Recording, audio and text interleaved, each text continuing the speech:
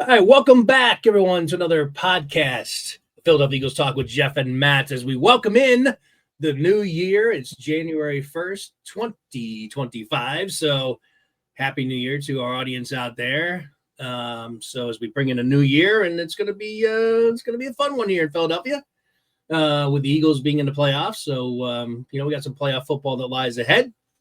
And apologize a little bit here because with the traveling and the holidays and stuff, Matt traveling, and then just again the holidays in general, we weren't able to do a Cowboys pregame, which is shocking that one of them actually was kind of slipped by with the Cowboys. But I didn't mention it because it was kind of uncertain whether or not we'd be able to do it or not. So, but we're here for the post game and a lot to talk about coming out of that game. But apologize for no Cowboys pregame. It's the only pregame we didn't do this year in this Cowboys, so it's kind of interesting how it all worked out. But we're here. Matt and I were actually able to, get together for the holidays, so we watched the game together. So it was cool to be able to do that. Matt, welcome onto the program. Welcome to 2025, and we're going to talk a little bit about the Eagles' second destruction of the year against Cowboys. Yeah, Happy New Year, everybody. Happy New Year, Geoff. What's funny is with that Dallas game, no CeeDee Lamb, bunch of banged up guys on defense for Dallas. So if there was one game to miss a pregame for, it was this one. I think the only thing that was going to be interesting going into the game was seeing how our backups played, including Kenny Pickett, which I'm sure we'll talk about a lot. With the rest of the starters being out there and Barkley having another good game and all that stuff. But I think everybody would have understood this was a clear mismatch going into it anyway. So I think it played out as expected. So we'll just catch up with one show about the whole game. And, look forward to one final game of the season where we get a lot of our scrubs some more playing time as well. But I'm curious. I can't wait to talk more and more and more about Tanner McKee, but I'll just put that on the back burner for now. All right, well, this is episode 232. Now, again, a lot of you on YouTube would just join us recently, be like, you guys had 232 episodes? Well, large majority of when I started it on the audio podcast stream platform. So I think we've probably done about, I figure 2 weeks at the beginning of the season. Maybe we're on our 40th or so show, somewhere around there, 30th, 30, 40, as far as YouTube's concerned. I haven't actually counted them, but that's why that's a big number for a lot of you. But for those of you who've been with us since the audio days, episode 232 as we roll forward now into 2025. So as Matt mentioned, it was probably, if there was a Cowboys game to sort of not be able to preview, it was this one. Cowboys were coming in hot, whether you want to give a lot of you want to put a lot into that or not, I don't know, but they did win 4 of the last 5 games heading into the Eagles game. So, but the Eagles just completely wiped the floor with them again. Dallas had some early momentum in this game. They were coming down and driving, and before the DJ interception, then they came right down again and tied the game. So early on, Dallas was moving the ball, but that was it. After that, the Eagles clamped down on defense, and then offensively got going. Thought Pickett played a really good game, especially finding out after the game that he was playing with broken ribs from the prior game. So you got to give Kenny Pickett a lot of credit for gutting it out. He threw some really nice passes. That one he dropped on a dime to Smith in the end zone was a beautiful pass. I thought he played well overall. And then, of course, Tyler McKee came in and just talk about dropping dimes. Threw 5 passes total, completed 4 of them, I believe. I think he was 4 out of 5, right? Was it 3 out of 4 or 4 out of 5? Can't remember. Anyway, he only had one incompletion pass, and that was A.J. Brown. Caught with one hand and just wasn't able to get that second leg down. That was McKee's only incompletion. Otherwise, he threw 2 touchdowns for like 54 yards on 4 passes or so. So McKee, Matt and I are no ball on the ground at all. Yeah, Matt and I, exactly. No ball touched the ground that McKee threw in that game. Matt and I, those of you who've been with us for a while, have talked highly of McKee since the beginning, since we started watching him when he came in as a rookie, and he had those games where he started or came in the preseason, and just accuracy, poise, quick release, just makes the quarterback position look easy. Like those quarterbacks that always make the game look easy or just never frazzled are the ones that are really good. Now, I'm not sitting there saying that he should be starting or I don't think Matt's saying that either. We're certainly not saying that. We're just like, I think when it comes down to it, we just think that McKee is really the true number 2 on this offense. And so I don't want to take too much thunder away from Matt. I know he's got some comments on McKee too and the game in general. But CJ DJ made up huge for his mistakes the game before when he got thrown out of the game. Came up big with the 2 picks. One of them he ran for pick 6. So that was huge. And kept his composure during the game. He was actually playing peacemaker in the second half. So it was kind of funny to see him in a peacekeeper role. He let Sidney Brown do most of the trash talking, I guess, or got into that tussle right in the tunnel, which he didn't start, So, but that's just the wrong guy to push around on the Eagles, that's for sure. That's like the Tasmanian devil out there, You talk about poking a bear, man. That's the wrong Eagle to start messing around with. He's super frustrated with the way the season's gone too. So he's like, he's ready to punch. Yeah, and plus he probably sees his brother the star running back now in Cincinnati. He's having a great year. Shout out to Chase Brown. And Sidney's still trying to break into this starting lineup, and then he's fought off a lot of injuries too. So anyway, go ahead, Matt. Your thoughts on the game and McKee and anything else you want to talk about? Yeah, well, I agree. Pickett, was impressive. So the one I have a lot of Pittsburgh Steelers friends of mine, fans that are friends of mine, and their buzz on Pickett was that he often overthrew on my screen. There we go. We're back. So that was like, there's a lot of quarterbacks that criticize for throwing high balls all the time. So Pickett let a couple of those go way over people's heads, but for the most part, played a pretty good game and is probably, better than 20, probably in the top 20 to 25 quarterbacks that are currently out there right now, who didn't seem to be not aware. He had that weird play where he tried to throw the ball, didn't want to throw it, and then it felt like there was like a 20-pound football in his hand. Took him forward for a technical loss. Somehow stayed in his hand like Spider-Man. I don't know what's that. Defying gravity somehow. I've never seen that. I don't know how he did that. I've never seen that where he kind of self-tackles himself. But Tanner McKee, he's a guy that once you saw him, he's a second-year guy, right? This is a second year. McKee in a second year? Yeah, this is a second year. Yeah, so even in preseason last year, preseason this year, we're always looking for like 2 things out of quarterbacks. Are they too big? Like, is the game too big for them to understand, or are they actually, even if their raw skill set is on display, are they making quick decisions? Are they processing what's happening in front of them? And he's a guy that clearly was doing that even when he started last year during those preseason games. He carried it forward during this preseason, and with a bunch of third stringers, drove the ball down and scored lots of points every game he played. And you look at him with his timing, the ball's out in 2 seconds to 2.5 seconds almost every time, and it's accurate. And he threw that fade pass to Brown twice. One of them he caught for the touchdown. The one was out of bounds.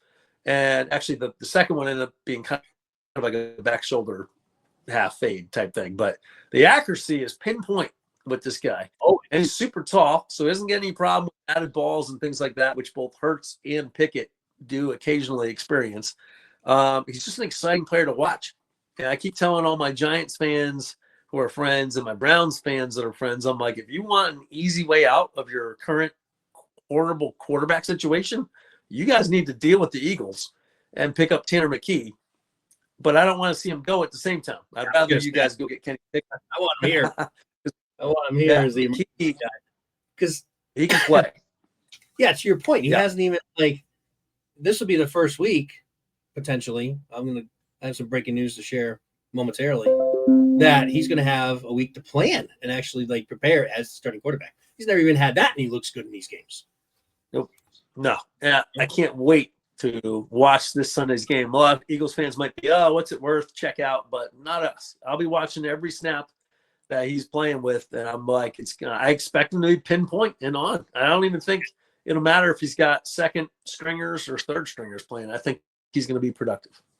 Yeah, and the other side of it is the offensive line dominated that Dallas defense. I mean, they're down some guys with injuries, but they're still got Micah Parsons over there.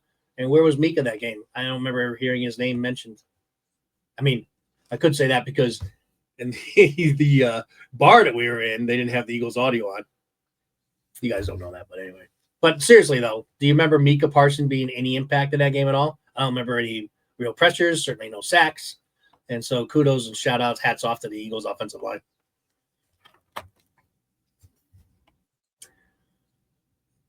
Yeah, Micah Parsons had very little impact. I thought his post-game interview was funny.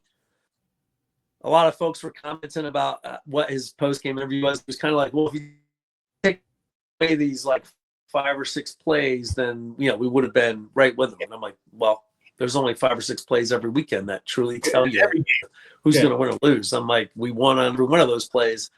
Yeah, and handled it no problem. So Bland was out there starting quarterback for the Cowboys. They had Micah Parsons. They were down CeeDee Lamb, so they were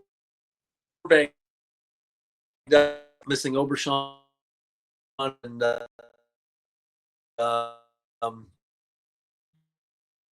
hey Matt, I'm not sure if you could maybe reposition your Diggs because you're the defense. Hey Matt, that doesn't mean you get blown out by second and third string quarterbacks, right? And that shows. And even if you had Gainwell in there, Gainwell has been running extremely well this year behind Barkley. So I can hear you. It's windy outside here, so I don't think repositioning is going to matter. No, but I do think there's a substantial down here, all the signals. I think there's a big delay between what you can hear from me. It just seems like that's what's happening. And then yours is kind of skipping in and out when you're talking. Yeah, but that's all right. We'll trudge through it.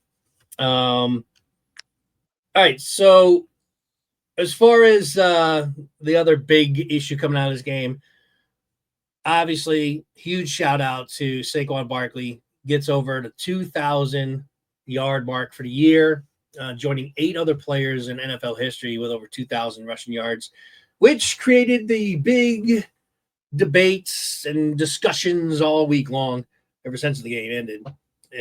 For the Eagles to play their starters against the Giants this weekend in a completely meaningless game just to get Barkley or give him a shot at the rushing record.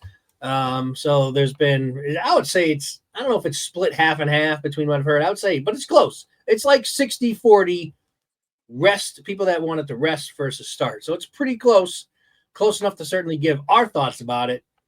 My thought, and what I've always thought that the Eagles were going to do, because I thought that it was almost written into the last game what they were going to do.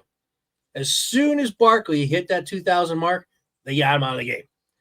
And so to me, that was the Eagles basically telling the world that Barkley's not playing week 18. And so I kind of always stuck with that mentality. We're listening to all these debates going back and forth all week. I thought the Eagles have basically already told everybody what they're going to do, not play Barkley this weekend. And by what they did in that game. And sure enough, the breaking news is, if you haven't heard, that the Eagles Sirianni just announced in his press conference about an hour or so ago that they are resting their starters. So I think it's the right decision. We'll get Matt's take on it in a second. But again, I think it's smart to do that. There's no, I mean, I know it's a prestigious rushing record. Clearly, it's probably one of the biggest NFL records to chase. But is it worth putting all your starters? It's not like you just put Barkley out there to try to chase. I mean, you could, but make it a lot harder for him. You have to play everybody. You got to play all the starting offensive line and pretty much the whole starting offense if you really wanted to chase the record. Secondly, the Giants, you want to talk about a team that's going to do everything possible to stop it from happening. They don't want that extra icing on the cake on their horrible season to be that Saquon broke the record against them. They're going to sell out against the run. They'll put everybody on the line and to try to take him out in that game. So it's not worth it. To me, it's not worth it. The Eagles made the right decision. I know there's a lot of Eagle fans out there that wanted them to play and thought the Eagles should play him. Barkley himself is not a me player. This is not T.O. at running back that would be like pushing the Eagles decision makers to force him to play. He's, I think, very content. And so those are my thoughts. I think the Eagles are making the right move. My only thing is the Jalen Hurts waiting. No, it's going to be almost a month until he plays, and he's going to be in the first playoff game. That's a little more concerning to me. I wish that Hurts would get in there this weekend, at least for a couple series, but I don't think that's even going to happen. Sirianni said he's still in the concussion protocol, which is also concerning because this is almost 3 weeks now. So that's a little interesting. So he got a bell rung, though. I mean, he had a legitimate, like, on the higher, like, more severe side of a moderate concussion. Like, he sprang up on instinct. It was like, yeah, I'm good to go. But he clearly could. He wasn't doing those cognitive things that said, nope, your brain is truly firing. He was just in muscle memory mode. Yeah. So he's got to get healthy. Hopefully another week gets him there. Some people are out 4 weeks with a concussion, So yeah. I guess I just wish that he, would clear the protocol and the Eagles would get him in there for a couple series because he's going to be now almost a month without playing going into the first playoff game. So a little concerned about that. He's probably be fine, but it is still a little, man, when you haven't faced live bullets in a month. Yeah. Nope. You get rust real fast. Then again, you could make this counter argument and say, well, the Eagles always start slow anyway. Yeah, that's a concern, but they don't need to start any slower than slow. No, I know. Exactly. Yeah. So I guess it is. But here's the deal. Like, if Hurts hasn't played, there's going to be no short, it's going to be low. There's going to be a long leash on him. Like, if he comes out and he's rusty in the first half, Eagles fans will probably be screaming like for Pickett or McKee, but there's no way they would pull Hurts out. Like, it would have to be 3 quarters at least of horrible, awful looking football before they would make a move like that. Because as soon as you do, and as soon as that backup quarterback proves that they can play, well, now we got all sorts of QB controversy stuff, and the media will go that way. By the way, how nice to have independent podcasters out there that don't have to buy into corporate media and keep this whole Barkley question alive because, like you said, the evidence was all there with the last game. If they were going to go for the record, they would have hammered it out and let those guys finish that game because you would have gotten a bunch of free yards against that Cowboys team. And it's the Cowboys, so who cares about their feelings? Like, mash them into the ground. Another Barkley touchdown ain't going to hurt my feelings. And then just, that would be an indicator that they're going for it. I totally agree. I mean, Barkley knows himself based on his own injury history. He's like, I want to be healthy for playoffs. Right. So I think it started there. And I think they probably started with Barkley first about, hey, where do you want to go with this? And I think he was like, I want to win. Barkley said, I'd like to get to 2,000 yards. And the Eagles were force-feeding him that game to get him there. And once he got there. Yep. Yeah. So strong team going into this. And you know what? Barkley is the reason why that maybe we shouldn't worry all that much about Hurts being dinged up and knocking some rust off early. Just feed Barkley. Just don't make any bad mistakes. Let Barkley just pound that defense when Hurts comes alive in the second half. Then bye-bye. Like we'll be able to dominate. So we'll see what happens. You're good with the decision too. Then the Eagles made. I'm 100% good with it. It would be great to have an all-time record, but I'm like, records are made to be broken, right? You will eventually not be the owner of that record, anyways. But you will never ever get that Super Bowl trophy taken away, ever. Right? So win the championship, bring it home to Philly. Prove just like Derrick Henry helped you this year that the running backs are still a worthy addition to any football team. Like that, this is like the year of the resurgence of the running backs. It has. Yep. Great to see. Really has been. Yeah, very true. So I mean, I know there's gonna be some Eagle fans out there. If you are one of them, leave your comment. Let me know your thoughts and why you thought Barkley should chase the record. And we'll talk about him next episode. Or if you think this is the right decision, whatever, just say hello. Anything. And talk about Matt's little promo shot he's about to give. He's going to give a little shout out. Matt, you guys saw that item there? You want to just give a shout out to? As the show's winding down, I haven't set up my Eagles podcast station yet. I need to claim some room in the house as mine, but I'm about to get onto that project and to start. This is one of my Christmas presents. I'll back up a little bit.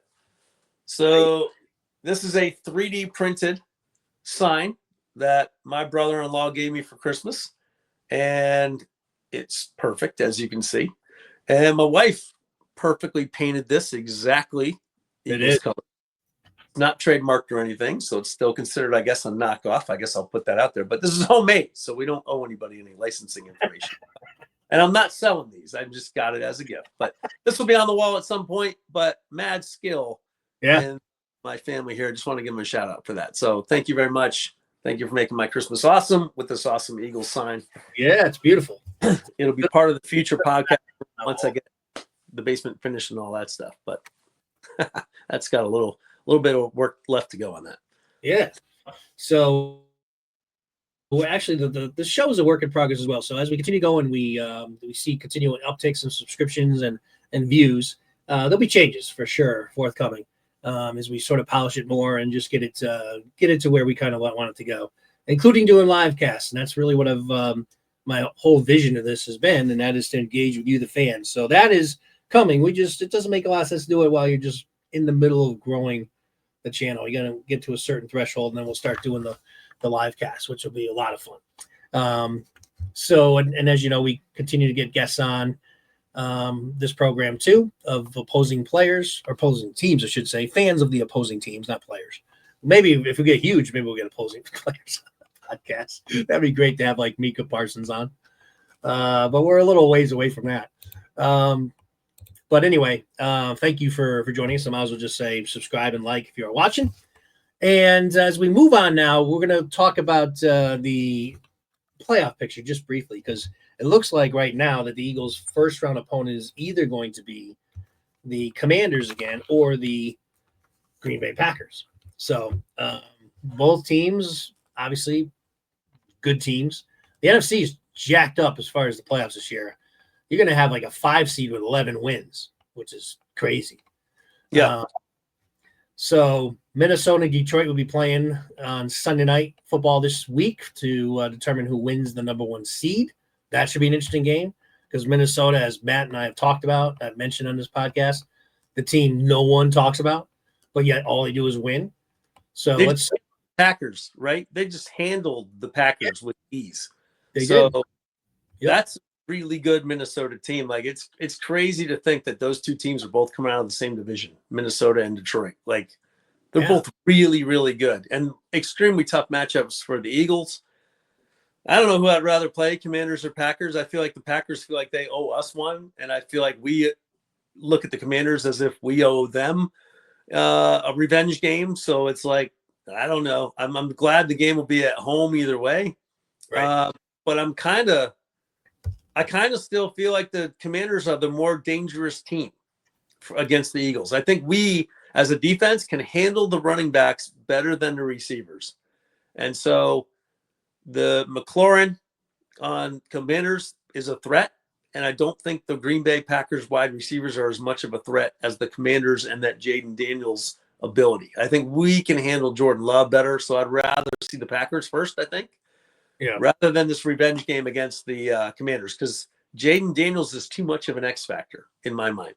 He is much more of an X factor. I'll give you that. But to me, I just think the Commanders I think the Eagles match up better against the Commanders outside of that X factor of Daniels. So you might be saying, well, that doesn't make a lot of sense. I just think they've done a good job this year on McLaren. He's only had the 1 touchdown in the 2 games. They shut him down completely in the first game. Second game, he had a little success there. But really, he didn't take over the game and dominate. So I think they'll further clamp down on him. They didn't have Eckler. That's the key. To me, the Eckler still is the one that scares me the most, other than Daniels on that offense. They didn't have him in that second game, and yet they still were able to eke out that win. Of course, the Eagles didn't have Hurts most of the game. Yep. But what I was just talking about, this is what makes it interesting. If whoever they play in that first round, if Hurts is, shaky because he hasn't played in almost a month, then both of those teams will be in the game, and it will be tough to beat. So I just think that the Eagles I think you'd rather Commanders and maybe, have Fangio go to work a little bit and how to better contain Daniels. And I think the Eagles will be a little bit more up for that game versus the Packers just because of the recent loss. that's why I kind of lean towards wanting the Commanders in the first round than the Packers. But both teams are used to playing outside, so there won't be any decided advantage over, a dome team coming in here or a Florida team, that's not used to playing in the elements and cold weather. Green Bay certainly is used to that. That's their own backyard. And same pretty much for the Commanders too, being a Northeast team. So should be interesting, but it's gonna be one of those two teams. Unless something crazy happens, I think it's really one of those teams. I don't think there's any other team that the Eagles could play in that first round game. All right, so let's go back to the kind of shifting gears here. Go back to the Cowboys game real quick. We've got to do thumbs up and thumbs down. So let's do that. Thumbs up for the Cowboys-Eagles game. Well, thumbs up clearly goes to the backup quarterbacks, right? So I know that Dallas defense is banged up, but Kenny Pickett played well. They didn't, provide those turnover. What are you expecting from a backup quarterback? I'm expecting them to not turn the ball over and then make whatever plays they can while probably missing a play or two, So I felt like Kenny Pickett was exactly that. Didn't put us in a bad situation. Didn't make all the plays, but made enough. And you can clearly see how good our offense is, that you can just cycle in a different quarterback. And then McKee, who we both agree is the better thrower of the football, comes in and completes 5 passes, and 2 of those are touchdowns. Quite good, right? So very happy. Thumbs up to the whole, and that, Howie's always been keen on making sure that we've got a number 2 guy that can step in and win games in case our number 1 goes down. I think that's what they learned through the whole Carson Wentz journey, So good on Howie for saying we always need a solid number 2, and they always pay their number 2 guy. So that's my thumbs up. I'll toss it back to you. All right. I had both of the backup quarterbacks on my list too for thumbs up. I'll go with Jake Elliott for 2 reasons. Number 1, he was the kickoff guy and kicked it into the end zone.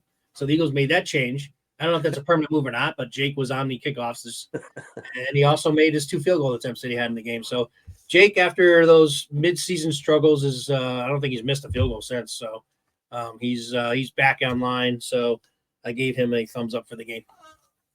Good on Jake. Let me think if I got another thumbs up on offense. Well, just the receiver, right? I'll go with thumbs up for the. You can always go with defense. It's not really like offense and then defense. It's just thumbs up. So it could be thumbs up. Well, I'll give a shout out to the wide receivers for making their quarterbacks look good. Right? They're open, and I think that's the frustrating part with Hurts sometimes is like, hey, you didn't see that guy wide open, and I think Pickett and McKee have a good ability to see these guys and expect when they're going to be open. McKee has the best of all 3 of them, I think, with knowing he's going to be open, the ball's out, and it will be right where the receiver is going to be a second and a half from now. Whereas Hurts is probably a little bit delayed on that and wants to see a little bit more space before he's comfortable throwing it. But again, neither one of them, none of our quarterbacks are up to throwing interceptions. And Pickett looked good with a week to prepare.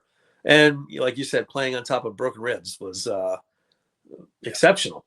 So hopefully he gets to rest up, and maybe he'll be even better if he has to play at all, let those ribs heal up. So receivers. Okay. From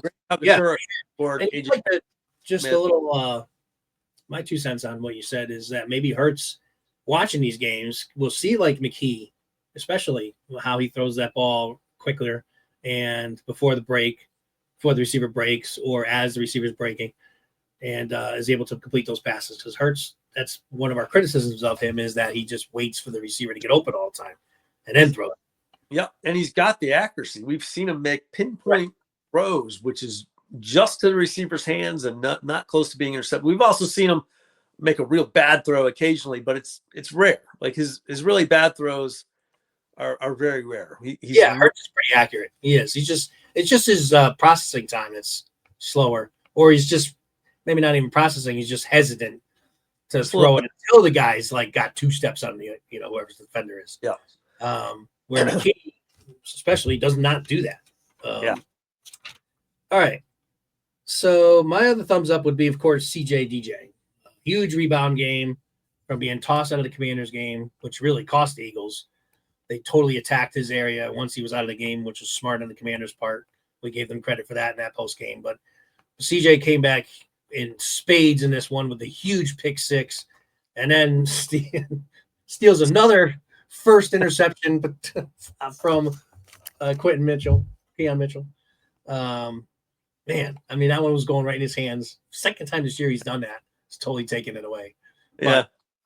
But, I think that might be a learning learning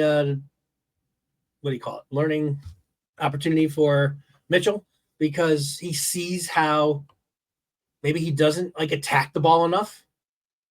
Where CJ will go after it, if it's up there like that, he's attacking the ball. Where Mitchell was kind of both times kind of waiting for it to come down. Maybe there's a learning, experience there for him. I don't know. I mean, usually your teammate doesn't always snag interceptions from you, but CJ's he's in attack mode all the time. That's how he plays. So yeah, good for him. He's got 6, by the way, on the season. I've never played cornerback, but I don't know. Maybe a little bit of communication there would help. Like, I got it. Something that tells CJ to back off, or CJ to tell Quentin. Because how many have we dropped where we saw guys colliding too, right? There's 2 or 3 of those this season where it's like, one of them should have had it if they just communicate a bit. But either way, I'm sure Mitchell wants that interception so bad, but great coverage. CJ makes the play to go get it. Just a half a second of initiative more than Quentin has, but either one of them would have had that one. And so you said 6 for CJ? Yeah. Yeah, that's a good season. Yeah, 6 on the season. So good for him. And Reed Blankenship has 4, and Zach Bowen's got 1. So that's the top 3 guys for the Eagles. But I was just looking back at our season predictions, kind of see where we're falling with that. It looks like you actually predicted Mitchell. Does that make sense? Do you think you would have chose Mitchell? That's what I have now. Yeah. Because they were awful last year on getting any sort of turnover. Yeah, you're right. They hardly had any picks. So you had Mitchell for 3. I had CJ with 4. We were both only your guy took all of mine. So add the 2 that CJ took away from my guy, and that put you at 6, and I would have been at 2, which is within the ballpark. That's funny how we both chose those guys. Yeah. Yeah, Mitchell would at least have 2, and CJ would have 2 less. So, so I had CJ leading the team with 4, and you had Mitchell with 3, which is interesting. Fun. So just a couple others, just for kind of as we near the end of the season here. We were going to be way off, and we'll do the end of the season prediction thing, but I just figure we'll just take a quick glance at it. For way off on passing. I know that.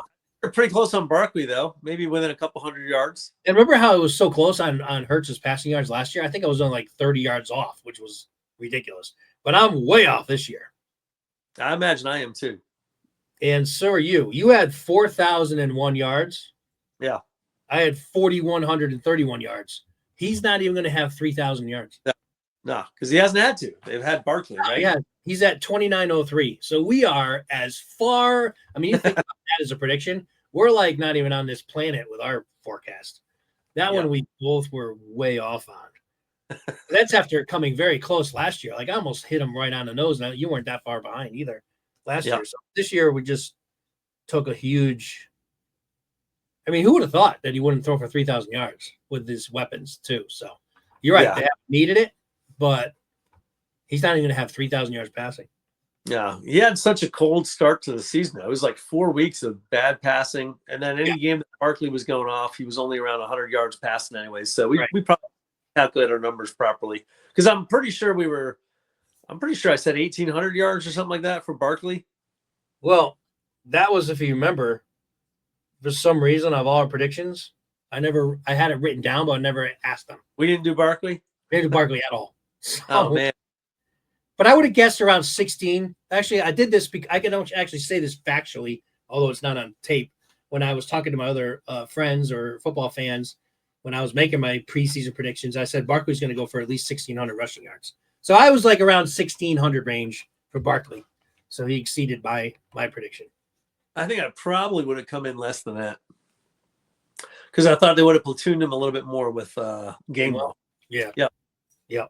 But kudos for Barkley for blowing up our Hurts predictions. That's fine. which means we're way off on receivers too. Way off on receivers. Yeah, that goes without saying. We'll save that after the end of the season, but we're just preparing you that we're not nearly as accurate as we were last year. By the way, Sweat does lead the team in sacks, so it looks like you'll get that right. Defense, I think we were pretty spot on, but offense, we're way off. Yeah, offense was off, defense we're on. Yeah, like Sweat, I think you predicted would lead in sacks, and he is leading the team in sacks. Turned in a great season for Josh Sweat. Yep. So, all right, let's get back on topic. So, anyone else we want to mention on thumbs up? I will go with the guy that's really been probably has taken the biggest step forward this year, other than Zach Bond, but he wasn't an Eagle last year. Bond's been incredible, but as far as an Eagle who has taken the biggest step this year, I think it's been Nolan Smith, and so I put him on the thumbs up again. I think for maybe the second or third straight week. Nolan Smith continues to show strides and become that number one. He might actually be. Was he in the Jalen Carter draft or was he in the Jordan Davis draft when they picked him late? He was in the Jalen Carter draft. Okay, so that's going to be. I was going to say because if he was in the Jordan Davis draft, then our second first round pick in that year would have been better than our first round pick. Although Jordan Davis is playing better too, but Nolan Smith is really coming on, which we needed because we need depth at defensive end, and he's second on the Eagles in sacks. Yeah, 6.5. It's funny. Nakobe Dean was the second Georgia Bulldog in the Jordan Davis draft, right. I believe, and Nolan Smith was the second Georgia Bulldog in the Jalen Carter draft. Yes, and then those other guys late like Keely Ringo but yeah, Nolan Smith, he's so athletic, right? So like that jumps off the page, and then a lot of those guys can't make it translate into the NFL. Like I remember Vernon Golston, Ohio State pass rusher, never meant anything with the Jets. Jets problem, but Nolan Smith Jr., like he's learning how to use his physical skills in his own unique way to beat the offensive line and to be, he's knocking down passes if he can't get there. He's making good tackles for loss. He's picking up the screens out of the backfield. He's making sacks. Like he's going to be quite a tool piece for Vic Fangio to put all over the field. Like he's that good. He's that good of an athlete. And you see the smarts growing every week that goes by. So his game is accelerating because the mental game is slowing down. And he's been on it, like you said, 3 straight weeks in a row, whether we mention him or not. Like he's been there and making an impact. Yeah, and like I said, it's so much needed. Like the Eagles really couldn't afford a miss on that pick. Number one, because it's a first rounder, and secondly, they were, drafting that edge position, which the Eagles are really thin at, especially with Graham going down this year. So they really needed to hit it, and not obviously, but a lot of us were starting to think, I don't know, man. I'm not sure if he was going to cut it heading into this season because he just didn't really show much at all last year. He was dominated. He was blown off the ball a lot of times. Just wasn't really showing that he could do it, not because of him, not because of effort, but because he just was small and smaller than that position usually is the prototype. And but to your point, he's learned how to use his hands, use his speed, angles, all of that, probably from Brandon Graham and Sweat. I'm sure they've helped him out. Well, and the coach. And the coaching. Yeah. So you got a Vic Fangio coaching tree now that's in Philly. And this happens everywhere. But I'm like, when you're talking about these athletes that come in the NFL, they're all the 1%ers, right? They're the 1%ers, quick twitch athletes that have been, 5-star recruits since their senior year of high school. Or maybe even junior year of high school. And really coaching is just so important all the way along. And then even in the NFL. And how many, like Zach Bond is a perfect thing too. How many guys get cut and then they get relocated and then they end up in a good coaching system. And it's like, all you gotta do is it. Yeah. And it turns everything around for that player because all that was missing was just understanding their own skill set. Belichick notoriously was able to do that with any player, offense or defense.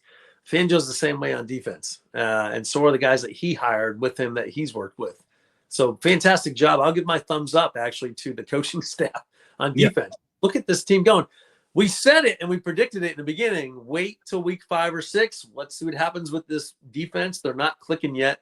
And it's probably our best thing going in. It's the most consistent thing going into that offseason is we can play good defense pretty much against anybody when we're healthy out there.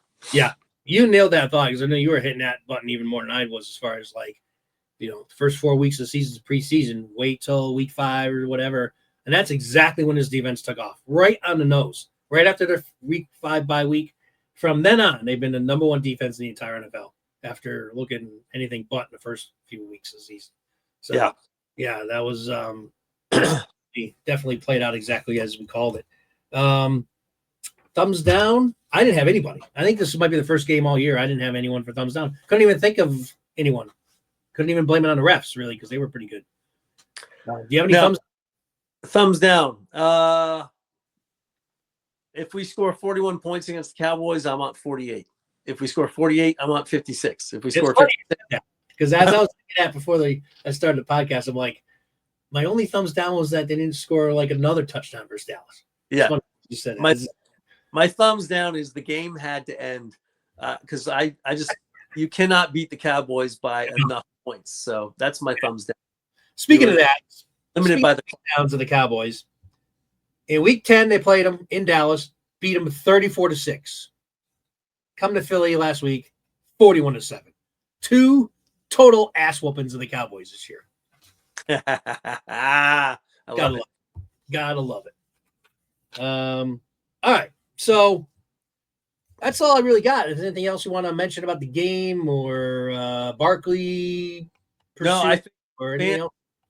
I would encourage fans to check in and watch this game because these guys they've got good depth and it'll be fun to watch. Like I didn't think about it till today, but Tanner McKee is basically going to be auditioning for the Giants job.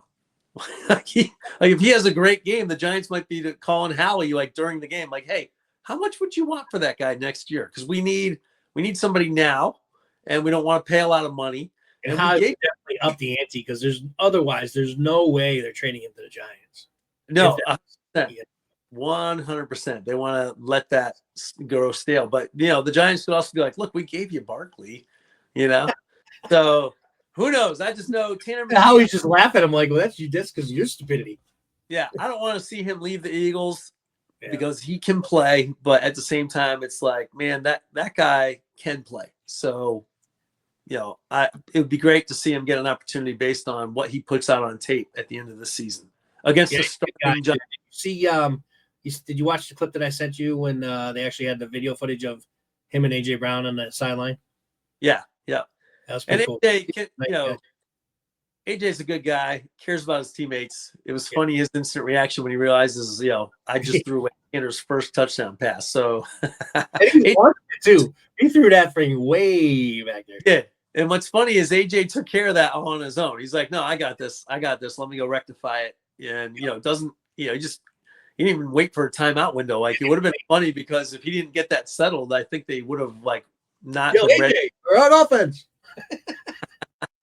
Yeah. So the fan that caught it got definitely hooked up. He got his signed jersey that he wore during that game. AJ signed and gave it to him at the end of the game. Pretty. The other thing I would like to see this Sunday is give Johan Dotson some wide receiver 1 responsibilities. Let him play the whole game, and let Johnny Wilson play the whole game as wide receiver 2. Yeah, let Sidney Brown play safety the whole game. Yep, get all these guys that we know we still want to see more of. Get them on the field, and I think actually we would have a pretty productive offense with those 2 receivers stepping up. With McKee getting some protection, we should have enough depth on that Stoutland line to give McKee enough protection. And let's see what happens. I'm excited to watch this last game, even though statistically it's a meaningless thing. But as an Eagles fan, I'm always looking for who's next. You'll be able to watch McKee the whole game. Sidney Brown should start the whole game. Like guys like Booker, who are like 3 or 4th round or 4th depth guys on the D line. Booker should probably be starting. He's a guy I've been high on since preseason. He could be really good. Get him a game in there. Trying to think of some guys. Obviously Trotter Jr. Trotter Jr. would be great to watch. If Sidney Brown plays the whole game, I'll bet you he gets a turnover. Either causes a fumble or picks one off. Yeah. Yep. No doubt. I wouldn't surprise And then just some of our depth guys, like you were talking about too, in the secondary. Yeah. Ringo, those guys. Yep. Get Ricks and Ringo in there. Yep. And let's so it should be fun. As fun as a week 18 meaningless game would be. I'm just glad the Eagles made the smart decision. That's the other thing I didn't even mention. You guys know that you've been listening to me since the audio days, and last year about this time, I was beating the drum louder than anyone, I'll say, in Philadelphia about not playing the starters last year in that meaningless game, ironically, against the Giants. And what did they do?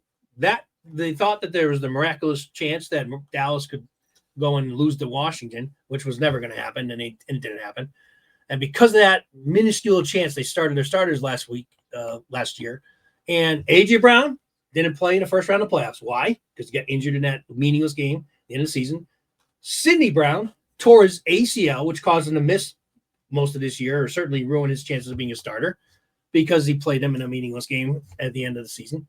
So I'm like, for any Eagle fan that was not for the Eagles resting their starters, I'm thinking to myself, you don't even have to go back that far as to why it's just a bad decision. Yep. To chase a huge prestigious record, but is it worth putting your starters out there and otherwise is a meaningless game? And there was no guarantee, as good as Barkley is, with the Giants, I'm sure, stacking the line on every single down. They probably wouldn't care if the Eagles passed the ball. They weren't going to let Barkley, at least they're going to do everything possible to not let him get 100 yards. Yep. So there's not even, there's not a guarantee necessarily that he would have done it either. But 100%. Anyway, not to put too much on that, but it is a huge discussion taking up a lot of the airwaves this week, and not only just Philadelphia, but nationally. They've been talking about, should the Eagles start Barkley? So the Eagles made the right move. Kudos to them. Congratulations again to Barkley on an amazing season. There's no doubt that he could have broken the record. I think we all know that, but it's not the end of the world either that he didn't. He's still one of 8. Him along with 8 other players are the only ones in the NFL history to ever do it. And the other thing is this, and that is O.J. Simpson ran for over 2,000 yards in only 14 games. The other guys have all took 16. Yep. So if people want to get into those nitty-gritties about the details, there's a simple way to solve all of those things and just look for the carries and the yards. How many total carries did they have? How many total yards did they end up with? Yes. And then you'll see that everyone's all over the map with that stuff, but that will narrow that argument down a little bit. So the games don't really matter. It's how many carries did you get? Because those games, they get out of hand. You pull the starter and he's gotten a half of a game. Like Barkley didn't even play that second half of that one game. They got way up, right? A couple games this year they pulled him early.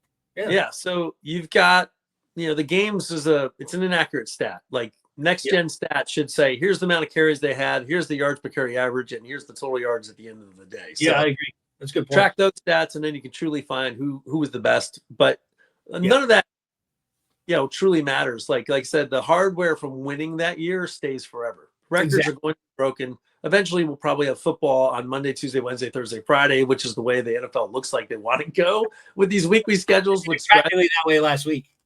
Yeah, I can't stand it. Just give me Sunday and Monday, man. I'm one of those traditional guys. Just give me Sunday and a Monday night game, and I'm happy with that. And I think most of the players will be too. You can still make that week, 17, 18 weeks. I don't care about that, but just keep it Sunday and Monday. We don't need to watch football. At least this year, prime the Thursday night game, which has usually always been just a snooze fest.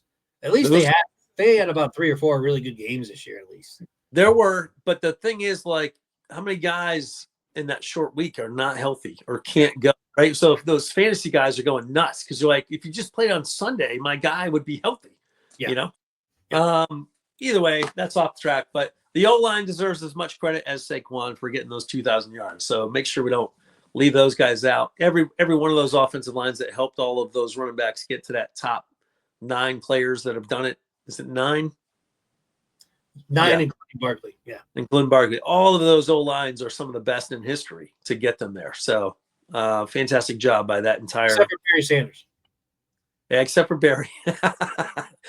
Every yard was Barry's. Did it all on his own. Him in the center, because the center has to snap the ball to start the play, but everything else was Barry Sanders. Yeah. By the way, speaking of that, Jamal Lewis belongs in the Hall of Fame, does he not? Yeah. He's the only one on the list that's not. Barkley was still playing, but didn't Jamal have 2,000-yard seasons? I thought I don't know. No, he's not up there for 2, but I think 1 year he just missed it. Well, that guy should be in the Hall of Fame. I don't know why he's not.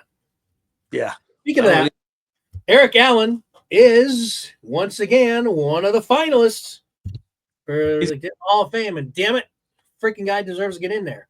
He's going to get in. They cleared the clog at wide receiver. They cleared that clog up a little bit, so now it's the cornerback's turn. Eric will get in. Man, he better. I mean, it's so ridiculous that he's not in yet. I don't know what they're holding out on. I think it's the Reggie White factor. Same reason why Clyde Simmons isn't in the Hall of Fame.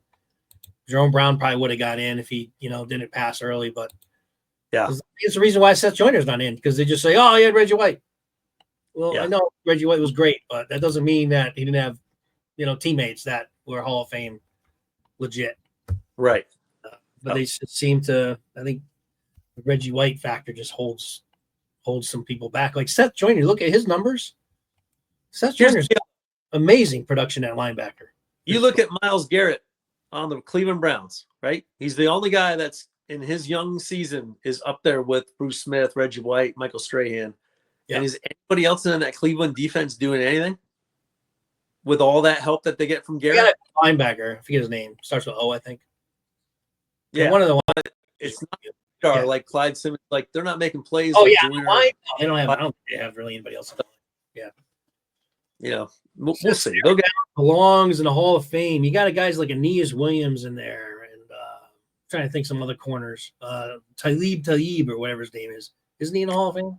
Aqib Talib. I don't think Aqib's in whatever his name is. Who am I thinking of? Ty Law is. Ty Law. No, exactly. Ty Law. Eric Allen's way better than Ty Law. Way better than Aeneas Williams. Those were good players. Don't get me wrong. But if you're going to put them in the Hall of Fame, Eric Allen needs to be in the Hall of Fame. That's really my point. Darrell Green, great player. He's in for multiple reasons. Great D-line. Plus, he was a returner. Yeah. So Darrell Green with Dexter Manley and Charles Mann. And a great defense. And you look at Green's defensive stats, interceptions, tackles, and all that kind of thing. Return, pick sixes. Eric Allen's right there, if not better in some categories. I know I surprised Johnny Flowers when I mentioned that, because Johnny's like, at first he's like, "Oh no, Darrell Green's way better than Eric Allen." I'm like, I pulled up the numbers, put them side by side, and he's like, "Wow, man, I didn't realize Eric Allen's numbers were that good." I think that comparison is his best argument, because Green had a lot of help on that Redskins defense back in the day. He did, yeah. And Green's great. I'm not trying to diminish him at all, because he also was a prolific punt and kick returner guy. But he just needs to be in. I'm just like, I want to see the guy get his due. All right. Anything else? Closing thoughts? We'll do a post game with the Giants. We won't do a pregame. It's too much of a meaningless game to do that. Plus, we did touch on the Giants. We're just gonna put them out of their misery, and if they happen to win, then whatever. It's a meaningless game. But McKee, it'll be fun to watch some of these guys. We talk about Sidney Brown, Booker, the secondary guys, the Ringos, and those guys will be playing a lot. I probably see Shipley get a lot of carries. Maybe I think Shipley could have 100 yards. Yeah, maybe he's going to get a decent amount of carries out. Yeah, they'll probably have Gainwell play too. Gainwell will probably play in the game. They'll probably get Gainwell a first or second series as the lead carrier, but then they'll probably move it to Shipley pretty quick, and then get that third guy in. Shipley didn't play last week. They had the other guy. No, he's in concussion protocol too from the week. Shipley prior. is. Yeah, he was. If Shipley gets healthy, I'd start Shipley all game, but they do need that other guy that played last week. Is that something Pierce or something? Something Pearson. I'm like Price Stearns. I don't know if they pulled him. Yeah, Price. I don't know. Yeah, he's got like 3 last names. Something as Matt would tell you would never want as your starting quarterback. I never grab a starting quarterback. You said that back when you were like 12 years old, and it's always held. There's never been a Billy Joel Tolliver. Any 3 name starting quarterback has ever been good. Nope. So all right. All right, that's it. Thanks for joining us again. We'll be back for the Giants postgame. Happy New Year once again to everybody. And till then, as always, fly, Eagles, fly. Bye. We'll catch you next time. Take care.